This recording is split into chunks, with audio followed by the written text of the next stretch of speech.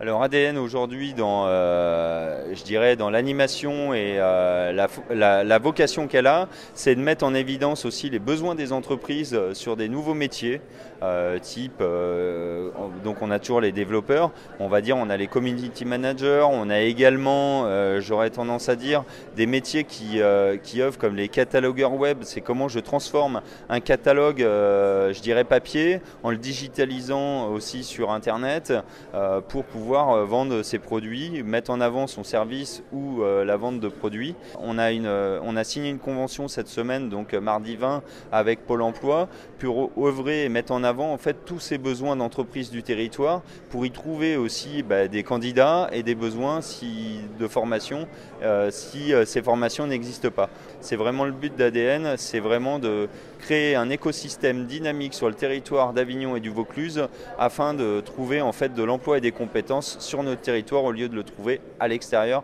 des fois un peu loin.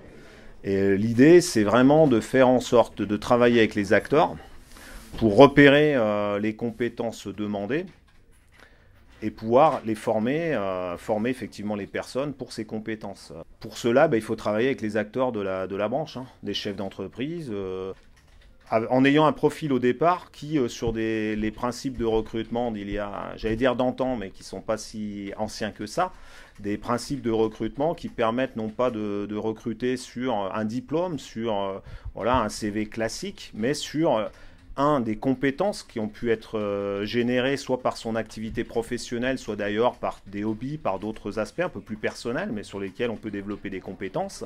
Et puis son potentiel, son intérêt, sa motivation pour d'autres secteurs, avec des aptitudes bien sûr nécessaires. Donc la méthode de recrutement par simulation, c'est ça.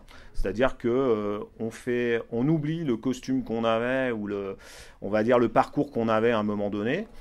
On est intéressé par un secteur, on va tester ses aptitudes par rapport à des opportunités. Et si ces aptitudes correspondent et que c'est quelque chose qui nous motive, on peut y aller. Donc on ouvre le champ des possibles. Et on évite le cloisonnement.